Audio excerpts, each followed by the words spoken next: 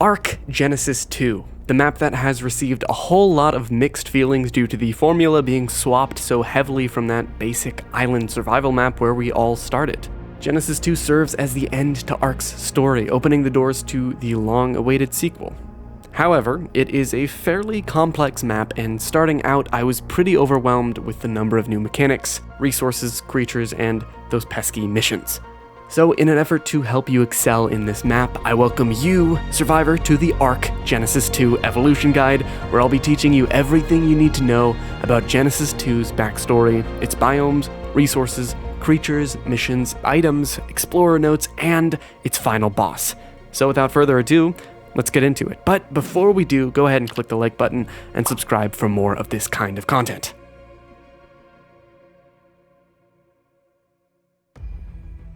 Alright, so first you're probably wondering what is going on with this ship, right? I mean, we're on a giant spaceship that is really incomprehensibly large when you just examine how much surface area those rings have. Well, this ship is very far away from Earth. It left the arcs that you may be familiar with, like the Island, Scorched Earth, Aberration, and so on, and is now on its own mission to go find a habitable planet where it'll spew out all these survivors once they're ready to colonize and survive in a new place that is, they hope, uncorrupted from element. Basically a fresh start. So now that you understand why we're on this ship, let's talk a little bit about how you can survive on it. Moreover, what are these biomes like?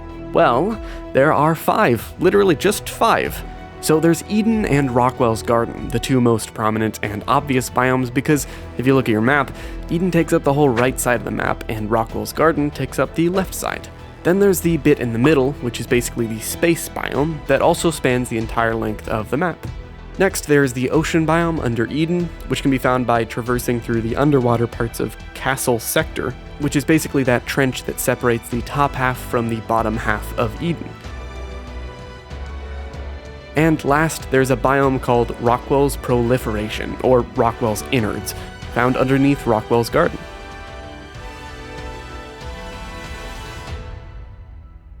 So first, let's talk a little bit about Eden as a biome. It is pretty much a lush, vast expanse of valleys, rivers, lakes, mountains, and forests, and while it has some variation in trees, verticality, and creatures, for the most part it's just the same biome whether you're in the north or the south. Eden is the friendlier place to start, compared to Rockwell's Garden, which is pretty much the worst thing ever. It's scary, okay? So Rockwell's Garden is basically like Eden if it was taken over by tentacles and mushrooms and all kinds of weird, gross Rockwell stuff.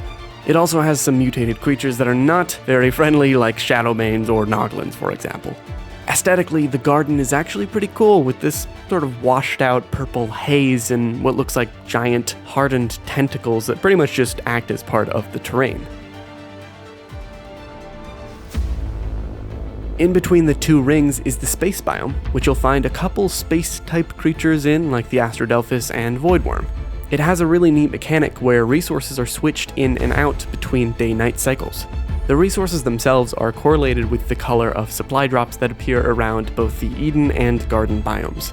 I always struggled with remembering which colors meant which resources, so I put together a little thing here to make sure that you can remember them easily. As you can see here, white means ambergris and mutagel, which is a new resource found on Gen 2. Green means crystal. Blue is sulfur, purple indicates element and element shards, gold or yellow is the best for obsidian, and it also has gems. Red is for oil, cyan is for element dust, and orange is black pearls. Keep in mind though that most cycles have rich metal nodes, and a couple of them also have some extra obsidian, so do keep an eye out for those too. Every day at 000, or in other words, midnight, all supply crates on the map will disappear and the ship goes into hyperdrive mode where it'll phase out all the rocks in the space biome as it's traveling at insane speeds. At 1:30 in-game, it'll then stop the hyperspeed and the new resource in the space biome will be randomly selected.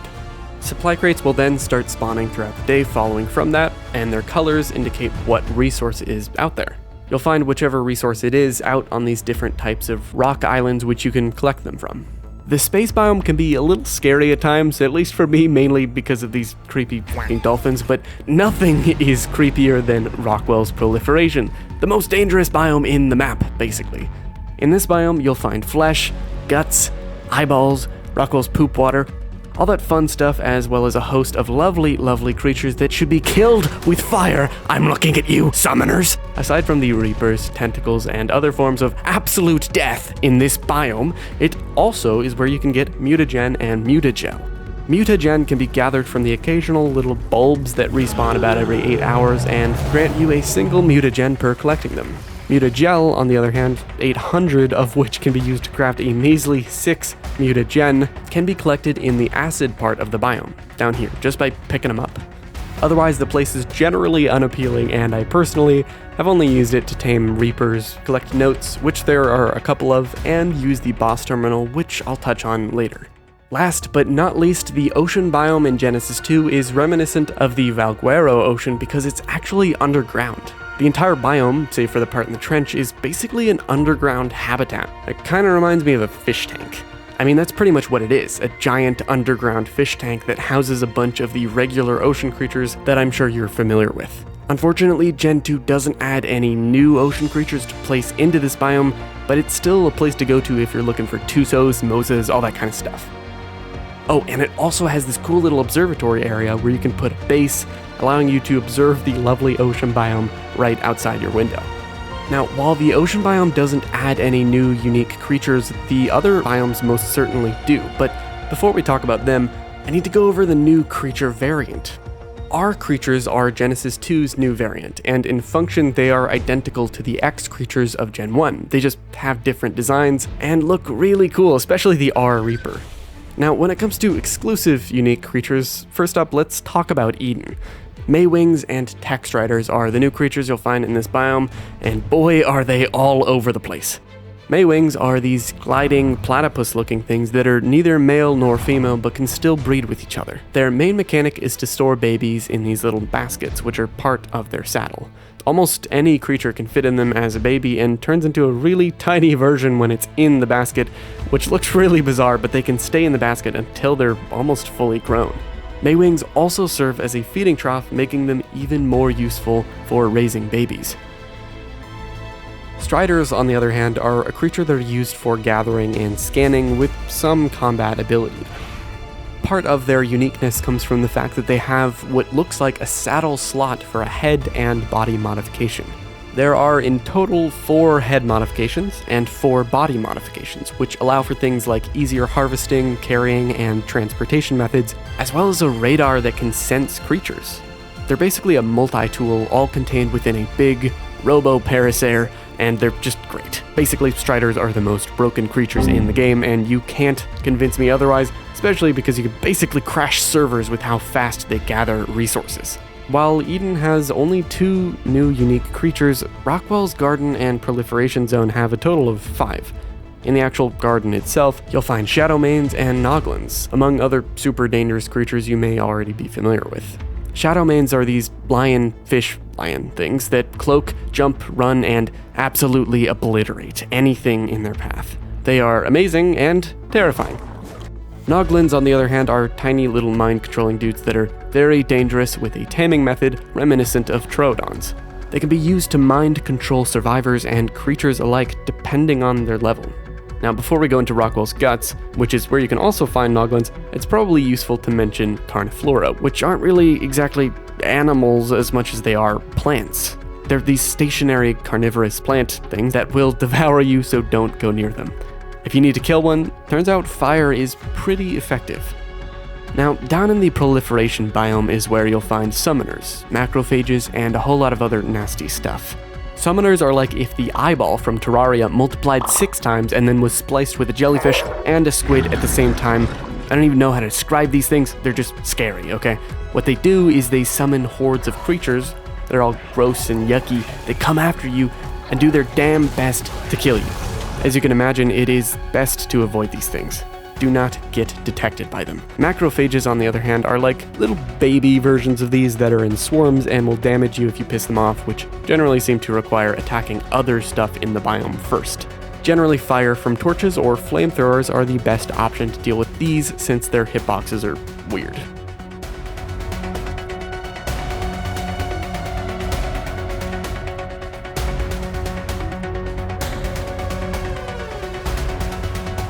While Rockwell's proliferation is filled with some pretty dangerous stuff, the space biome is mostly void of dangers, but we'll have the occasional threat, namely void worms and Astrodelphis. Now, void worms are more rare than Astrodelphis, but are basically tech wyverns. Their breath does damage, torpor, and will dismount survivors if they're on a tame.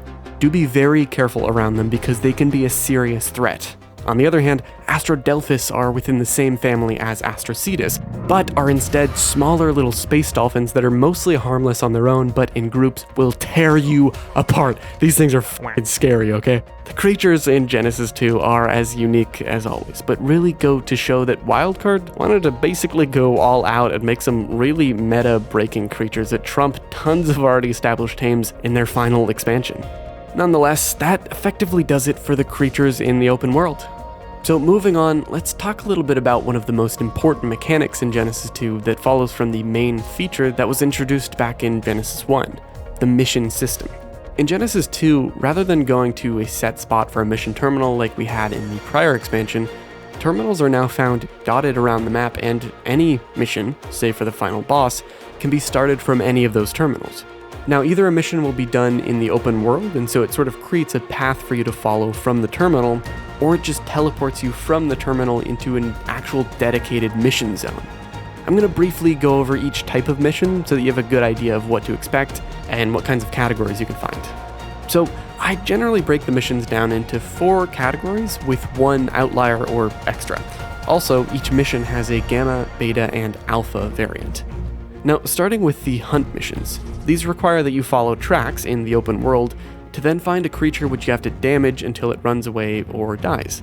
This is just like the hunt missions in Gen 1, and pretty much acts identical to how they did, just with different creatures. Next are the Trank and Net missions, where you have to do the same thing, more or less following tracks, except this time rather than killing everything, you need to just kill the aggressive creatures and then trank out and net the ones that you're aiming for. Next are the races, which make a return from Gen 1 and act mostly identical, except they utilize Gen 2's items and creatures. The races also exist in mission areas instead, where at the start it teleports you into a new zone, which is supposed to take place inside of a simulation, as HLNA puts it. Most of these are pretty easy except Downriver Run, which by the way will drive you into the depths of insanity. True story. The last major category is the System Hijack mission type, which includes following some more specific instructions to infiltrate the VR system, follow code sequences, or repair stuff. These missions to me are some of the most fun because they're a little more unique and have some specific tasks laid out that add in some complexity as opposed to just race, or go here, kill, shoot this, and so on.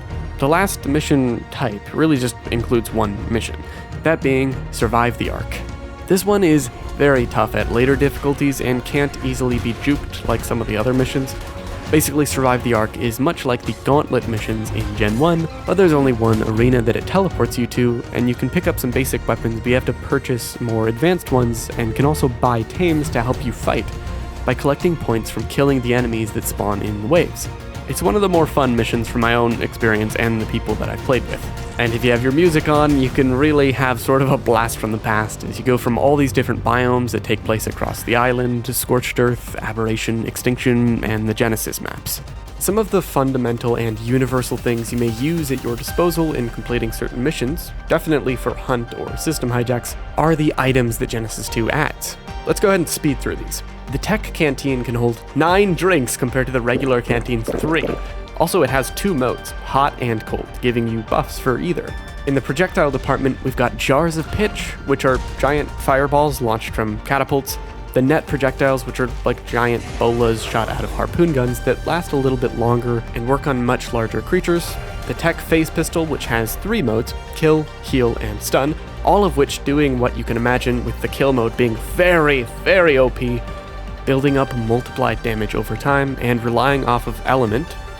The Tech Bow, which uses element shards, has regular arrows, fire arrows, trank arrows, and explosive arrows, and can be swapped from projectile to an instant hit scan mode, and the minigun, which is literally just a minigun, no extra cool stuff there. It can be placed down, I guess. Aside from these tools and weapons, you've got some vehicles, including the Canoe, a nice early game raft alternative with a built-in bed, the Tech Hover Sail, which is cool, you can do tricks with it. Trigger Pug is really good at that. The exomech, which is one of my favorite ways of getting around, they jump really damn high and can pick up structures regardless of their timer and use an RTS mode, among other things. We've also got some new structures, including the ammo box, loadout mannequin, egg incubator, tech remote camera, and surveillance console, as well as the tech crop plot. All super interesting new tech items to really get you in the mood to start implementing more tech utilities into your base.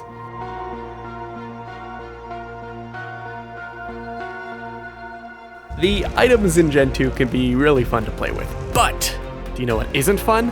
Collecting Explorer notes, especially after I've collected over 1,000 of them to get the extra 10 plus levels and am never doing it again. But Genesis 2 does in fact have Explorer notes, so let's talk a little bit about that. The map has 4 authors in total that you'll find notes from. These include Santiago, Nita, Gabriel, and HLNA. Each character has 30 notes found easily in these little crates, except HLNA, which has 33 that you can find just by walking around in specific areas, and she also has what are referred to as records or dossiers, but are really just HLNA mentioning something about certain gear that you crafted, items you find, or creatures you might tame from the ship. But with all of that in mind, you may be wondering, what is this building up to? Each of the prior story maps had some bosses to deal with, if you recall. Genesis 2 is no different, except that it only has one. For this part of the video, we'll be going into some spoiler territory, so if you don't want to see what the end boss of Genesis 2 is, hear its music, or if you'd prefer not to have any story spoilers, turn back now. For those of you who are still around, enter Rockwell Prime. After extinction, Rockwell came down to Earth as he was still on Aberration as the Overseer. At some point in between that event and Genesis 2, Rockwell managed to upload or transfer himself either from where he crashed or elsewhere on Earth, all the way to the Genesis colony ship. I don't really know how he did this, but okay. So he took over the ship and made himself the boss, at least of the frontal ring, which he then corrupted, and thus turned into Rockwell's Garden. To fight Rockwell Prime, you have to complete every mission on whichever difficulty that you want to fight him on. If you want to fight him on Gamma, you gotta do all the Gamma missions, and same for Beta. But not only that, once you're past the mission requirement, you'll need that resource I mentioned before, Mutagen. For Gamma, you only need 6, Beta 12, and Alpha 24. Once you have the Mutagen and the mission requirements, you have to journey into Rockwell's proliferation and find the terminal right below his heart. From there you can bring up to 20 tames, but do keep in mind that there isn't much space, and so you can't actually bring 20 large tames in, and you might have to mix and match. I found that Reapers and Shadowmanes are a good idea since that's how my tribe and I did it. Once you teleport, you'll find yourself deep inside what looks like the colony ship's control center. This is where you can collect a total of 3 HLNA notes, adding on to the 30 that are otherwise scattered across the map itself. If you head deeper in, you'll start to find more signs of Rockwell. His heads, his flesh, all kinds of parts just jutting out, and he'll start to talk to you. After cycling through an airlock, you'll be faced with Rockwell Prime himself, and with that you'll engage the fight. This place is incredibly laggy, so if you notice the graphics are turned way down in this footage, that is why. Basically, Rockwell's fight centers around first killing his purple tentacles, which then open the doors to the nodes. You want to kill these nodes using the exomech that HLNA sort of has fall from the ceiling for you. After using that blast functionality with the exomech on a node, it'll lock all the other ones, and you have to kill more purple tentacles to get them to open another node. You rinse and repeat this 4 times until you've killed all 4 of the nodes. From there, you can just damage him till he dies, while avoiding his very dangerous purple acid stuff that he'll have in a radius right in front of him at times. The method my tribe and I used was that we took Shadowmanes and jumped up onto the dead nodes at this point to shoot him with tech bows from then on. Once you've depleted his health completely, you then have to hop into an exomech and blast him one last time with the aid of HLNA.